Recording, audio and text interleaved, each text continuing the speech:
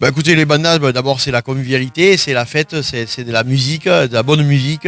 C'est un mélange de tradition, c'est un mélange aussi de culture, puisqu'il y a des bandas qui viennent de toute la France, voire même de l'étranger. Et puis le festival de bandas est le festival, on va dire, qui lance réellement les festivités dans le département du Gers.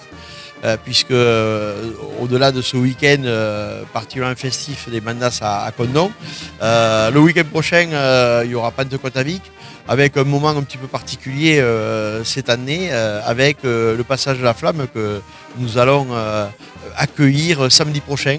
Donc ça sera un moment historique pour le département, puisque le dernier passage de la flamme pour des Jeux Olympiques d'été remonte à 1924, c'est-à-dire il y a un siècle. Alors c'est plusieurs mois, même bon, voilà, d'abord il a fallu prendre une décision politique d'accueillir la flamme.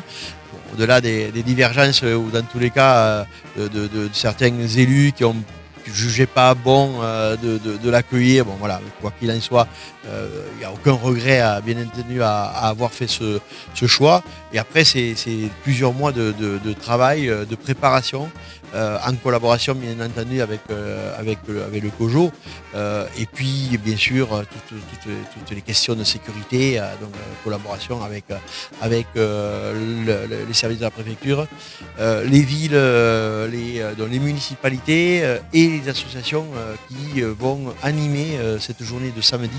Dans chaque ville, il y a 130 manifestations qui se dérouleront dans les villes qui vont être traversées par la flamme. Vous voyez, c'est une mobilisation très très grande, très très forte du milieu associatif. Et quand on voit l'engouement qu'a suscité l'arrivée de la flamme dans le pays, donc à Marseille, on ne peut qu'être fier finalement d'avoir fait ce choix d'accueillir la flamme, parce qu'encore une fois, ce sera un moment historique.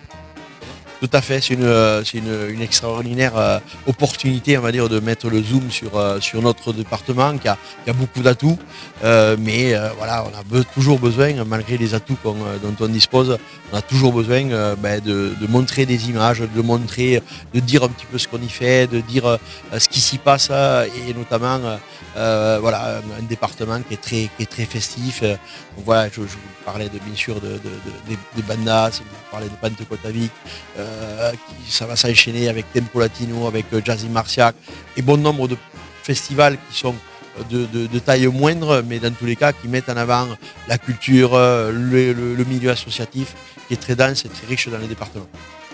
Bien sûr, on consacre un budget relativement conséquent pour accompagner tous ces festivals, tout ce milieu associatif qui, au-delà de proposer des animations, est aussi un formidable vecteur de lien social.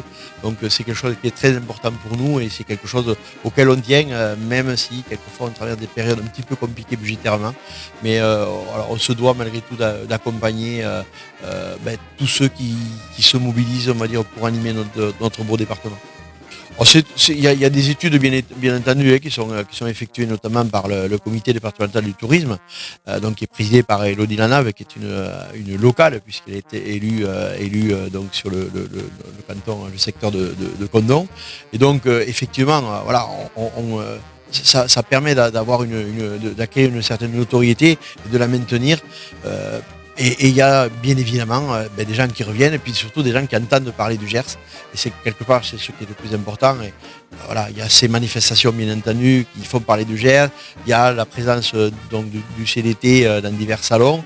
Il y a notre présence le plus souvent possible, chaque fois qu'on le peut, sur des manifestations importantes comme le salon d'agriculture ou des marchés flottants. Voilà, une présence physique du département sur des manifestations beaucoup plus nationales. Donc pour permettre voilà, de toujours encore une fois d'assurer la promotion du département. C'est d'abord un département où il fait bon vivre, et on se rend compte que finalement les flux migratoires, si on peut parler de cette manière, des gens qui arrivent dans notre département, ils y viennent justement parce qu'il y fait bon vivre, parce qu'il y a une certaine quiétude, parce qu'il y a aussi du travail, et c'est quelque chose d'extrêmement important, bien entendu. On se doit à la fois d'accueillir des personnes, mais aussi avoir aussi un milieu économique qui soit dynamique. Et puis voilà, il y a cette convivialité, cette cette façon d'accueillir. On a aussi une gastronomie qui est quand même qui est souvent citée en exemple. Donc voilà, beaucoup d'atouts pour notre département. Quel monde, hein. Ça va Pierrette, parfait.